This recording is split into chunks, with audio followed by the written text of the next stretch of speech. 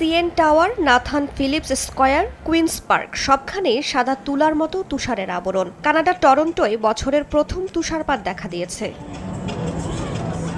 স্থানীয় সময় রোববার টরন্টোয় মৌসুমের প্রথম তুষারপাতের সঙ্গে শুরু হয় শীতের আনুষ্ঠানিক আগমন। বাসিন্দাদের পাশাপাশি পর্যটকরা বরফ নিয়ে খেলা, ছবি তোলা আর হাঁটাহাঁটিতে ব্যস্ত সময় পার করছেন। অনেকদিন ধরে তুষারপাত হয় না।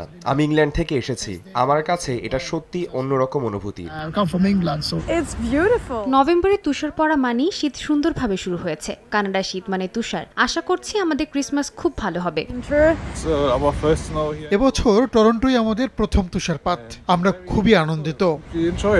আবহাওয়া বিভাগ বলছে আগের বছরের তুলনায় এবার বেশ আগেই তুষার পড়ছে। রোববার টরন্টোয় 5 সেন্টিমিটার তুষারপাত রেকর্ড করা হয়। 1969 সালে এরকমটা ঘটেছিল। সাধারণত ডিসেম্বরের প্রথম ভাগে এ মাত্রা তুষার দেখা যায়।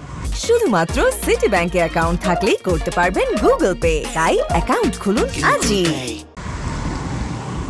সড়কে বরফ জমে যাওয়ায় চালকদের সতর্ক থাকার পরামর্শ দিয়েছে স্থানীয় কর্তৃপক্ষ। বরফ সরাতে কাজ করছেন কর্মীরা। এদিকে আরও তুষারপাতের পূর্বাভাস দিয়েছে আবহাওয়া দপ্তর। এতে গণপরিবহন চলাচল বিলম্বিত হতে পারে বলে জানানো হয়েছে। রাইসা জান্নাত, সময় সংবাদ।